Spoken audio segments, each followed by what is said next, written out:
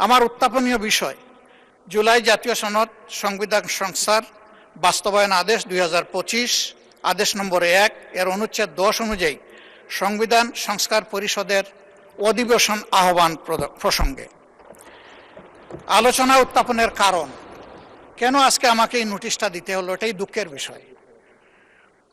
জুলাই জাতীয় সনদ সংবিধান সংস্কার বাস্তবায়ন আদেশ 2025 এর অনুচ্ছেদ 10 অনুযায়ী এবং জুলাই জাতীয় সনদ বাস্তবায়ন আদেশ ও গণভোটের প্রদত্ত রায় বাস্তবায়নের লক্ষ্যে আইনে বর্ণিত সময়সীমার মধ্যে সংস্কার পরিষদের অধিবেশন আহ্বান করা হয়নি, যা 30 পঞ্জিকা দিবসের মধ্যে আহ্বান করার কথা ছিল।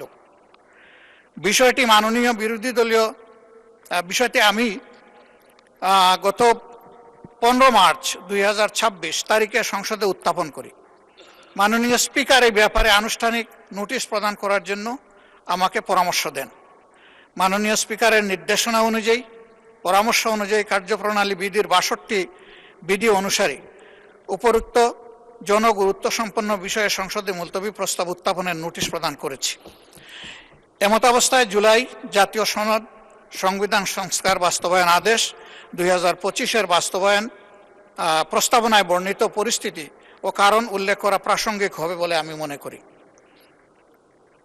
যেহেতু সুদীর্ঘ গণতান্ত্রিক সংগ্রামের ধারাবাহিকতায় বাংলাদেশে 2024 সালের জুলাই আগস্টে সংগঠিত ছাত্র জনতার সফল গণ অভ্যুত্থানের মাধ্যমে জনগণের সার্বভৌম ক্ষমতা ও অভিপ্রায়ের প্রকাশ ঘটিয়েছে এবং যেহেতু উক্ত গণ অভ্যুত্থানের ফলে 5 আগস্ট 2024 তারিখে তৎকালীন ফ্যাসিবাদী সরকারের পতন ঘটেছে, 6 আগস্ট 2026 তারিখে জাতীয় সংসদ ভেঙে দেওয়া হয় এবং 8 আগস্ট তারিখে বর্তমান অন্তর্বর্তীকালীন সরকার অর্থাৎ যে সরকার কয়েকদিন আগেই মাত্র বিদায় নিল তাহা গঠিত হয়, যা জাতীয় আন্তর্জাতিক পর্যায়ে কার্যকারিতা এবং স্বীকৃতি লাভ করতে সক্ষম হয়েছে।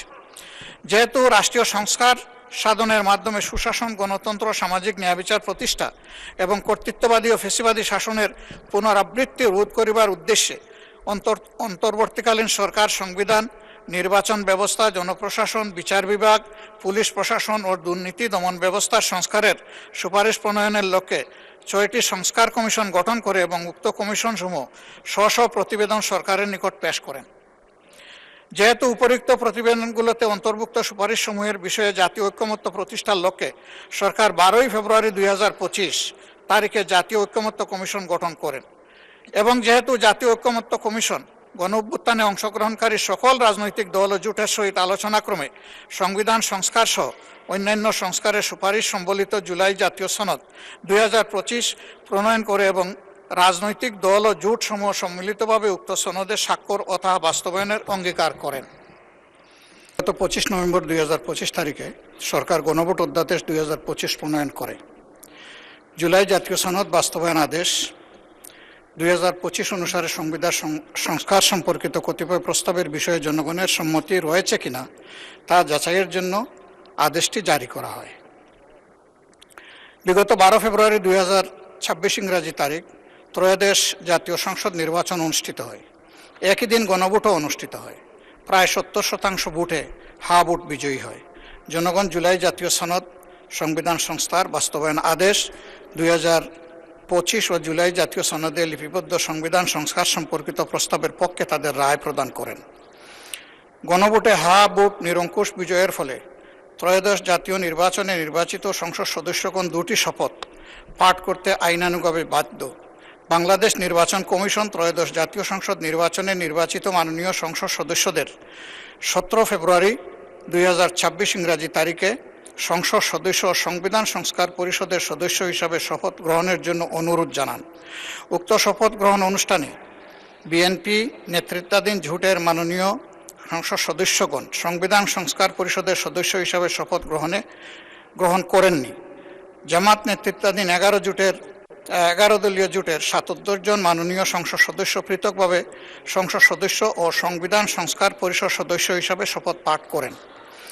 জুলাই জাতীয় সনদ বাস্তবায়ন আদেশ 2025 অনুচ্ছেদ 10 অনুযায়ী সংসদ নির্বাচনের ফল ঘোষিত হওয়ার 30 পঞ্জিকা দিবসের মধ্যে যে পদ্ধতিতে জাতীয় সংসদের প্রথম অধিবেশন আহ্বান করা হবে অনুরূপ পদ্ধতিতে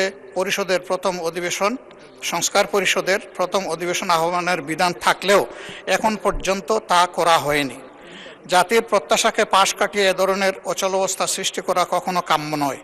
এমতাবস্থায় জনগুরুত্বসম্পন্ন বিষয় হিসাবে জুলাই জাতীয় সনদ সংবিধান সংস্কার বাস্তবায়ন আদেশ 2025 এবং সংবিধান সংস্কার পরিষদ অধিবেশন সংক্রান্ত আলোচনার জন্য মাননীয় স্পিকারের প্রতি সংসদ মুলতবি প্রস্তাব উত্থাপন করছি। আমার প্রস্তাব হচ্ছে সংসদ মুলতবি করে এই বিষয়ে আলোচনায় দেওয়া হোক।